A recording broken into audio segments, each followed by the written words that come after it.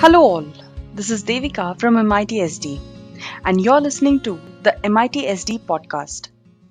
More people than ever prefer listening to information bits, pro tips, or educational content on the go. And this podcast series is here to discuss the latest advancements in different industries, share some cool corporate tips, the opportunities, and the strategies that will help you become a pro professional.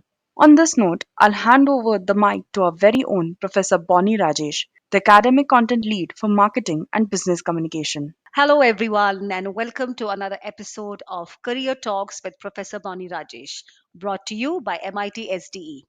Today, we have an important topic that impacts every working professional: the salary negotiation. So many of us make common mistakes during this crucial phase without even realizing it. But don't worry, today we're going to uncover these mistakes and guide you on how to avoid them to ensure you get the salary you truly deserve. The first and the foremost mistake is not asking for more. Did you know that a whopping 70% of hiring managers want you to negotiate your salary? Yet, astonishingly, 54% of the people will never negotiate. So imagine leaving all that money on the table. So always remember, you can potentially get 10 to 15% more if you just ask. The second mistake is lack of preparation. Preparation is the key. Before diving into negotiations, try to figure out two critical things. First is a ZOPA. It's called as a zone of potential agreement. That is your market value for your role. See, ZOPA, that is ZOPA, is a bargaining range in an area where two or more negotiating parties may find a common ground. Now, a ZOPA can only exist when there is some overlap between each party's expectations regarding the agreement.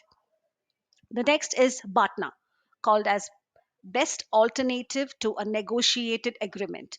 Now, this is the most advantageous alternative that a negotiating party can take if the negotiations fail and an agreement cannot be made. So don't just think about salary. Try to consider perks like pensions, equity, vacations, insurance, etc. Try to use Google Gemini or Google Bar to find the salary data and cross check with platforms like Ambition Box, Indeed, and Glassdoor to know where exactly you would lie. So try asking Google Gemini or Google Bard, what is the salary range for a digital marketer for SaaS sales in India? Now you'll get a very detailed answer split into entry, mid-range, and senior level salaries. Try to cross verify this with Ambition Box, Indeed, and Glassdoor for a more comprehensive understanding. The third mistake that we all do is poor timing. Timing is everything in negotiations. Try not to make the mistake of negotiating at the wrong time. Be aware of the right moment during the interview to bring up the conversation. The fourth mistake is saying yes too fast. The golden rule here is to take at least 24 hours before confirming. Politely thank them for the offer and arrange a time to discuss further the next day. So, this gives you time to evaluate and make a well informed decision. Mistake number five is undervaluing yourself. Try to value yourself in the job market, or rather, trying to evaluate the job market is extremely crucial. Knowing your value determines your negotiation power. Research and understand what your skills and experience are worth in the current job market. That is going to take you a long way. Mistake number six is not anchoring your ask. You need to set the tone for negotiation by establishing the starting point. So now this makes it harder for employers to lowball you. Always state the upper end of the range, aiming for 10 to 15% higher than your desired salary to leave room for negotiation. And there you have it, folks, the six common salary negotiation mistakes and how to avoid them.